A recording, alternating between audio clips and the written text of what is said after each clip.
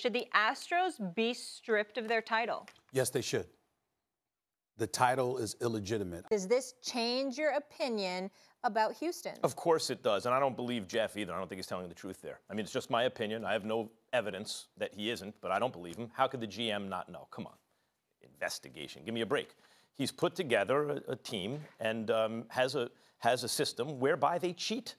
National media rained down hard as could be on the Houston Astros after the sign stealing scandal broke in 2020. Major League Baseball stripped them of multiple draft picks, fined them, and they lost their general manager and their coach. And here's the funny thing about all of it. There was talks by many players and many media sources and people in the media about stripping the Astros of their title. Now look, here recently, a guy by the name of Evan Dreislich, or however you say his name, released a book called Winning Fixes Everything. And it was actually a pretty good and detailed book. I'm not going to lie, as an Astros fan, it's actually a pretty good read. But in that book, there was a passage. And in that passage, there was a Red Sox player, anonymously, of course, because, you know, players aren't going to come out and talk about this stuff publicly, about how the Dodgers were the biggest cheaters in the sport. And in that 2018 World Series against the Red Sox, the Dodgers were using a same system of cheating, or a similar system of cheating that maybe the Astros and the Red Sox were themselves. And this report, along with many other players talking about how a lot of the teams in the league at that time were cheating, especially in the playoffs. There were guys like Chris Bassett, Mets pitcher at the time, who went on Chris Rose's podcast talking about how there were multiple teams, not just the Astros in the league, cheating and stealing signs at the moment. This is not to open up a massive can of worms kind of thing, but like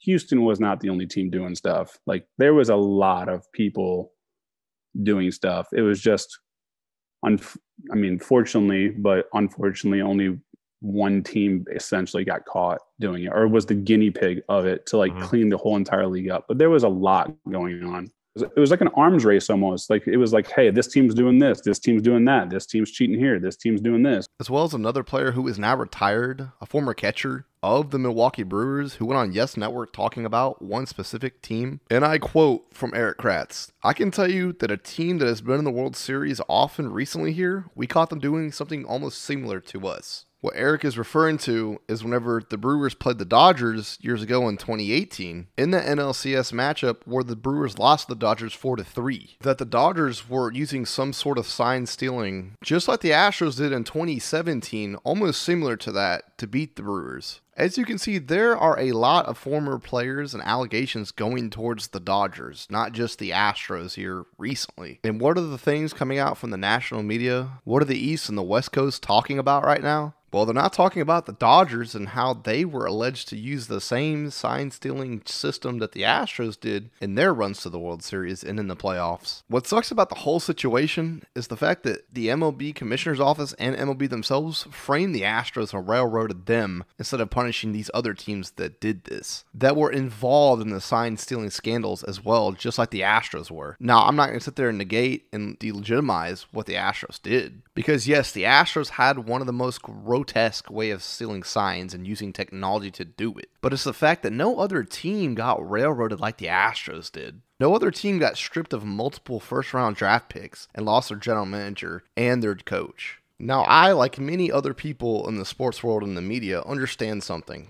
The Major League Commissioner's Office didn't want to have to do this. They didn't want to have to sit there and talk about sign-stealing scandals and scandals in general that would cloud Major League Baseball for years to come. But since they did, they chose the one franchise that's been the most consistent in their sport since 2017 in the Houston Astros. They railroaded the Astros, they frame jobbed the Astros, and they caused a lot of hatred towards a team and a franchise that plainly does not deserve it and didn't deserve it at the time. And now that a lot of new allegations and maybe some new information is coming out about possibly the Dodgers cheating in 2018 and a lot of their playoff runs here recently, nothing but crickets from the national media and the commissioner's office. I think one of the funniest things about all this is that some of the guys like Cody Bellinger, who ran his mouth on a podcast about how the Astros stole a title from them in 2017, his career completely fell apart after 2019. And Joe Kelly, Mr. I'm going to aim fastballs at the Astros players and maybe even at their heads in that 2020 season, the guy barely has a roster spot in the league right now. Like I said, I'm not going to negate what the Astros did because they did cheat and they got caught. But what they should have done was not even participate in the investigation that the commissioner's office did on them. When Mike Friars came out and talked to Evan Dreislich and Ken Rosenthal, The Astros should have just swept it underneath the rug and kept on going with daily operations, because all that would have been was speculation and allegations. The CBA would have protected the Astros from being investigated, or at least participating in the investigation that the MLB was doing on them. But just goes to show you,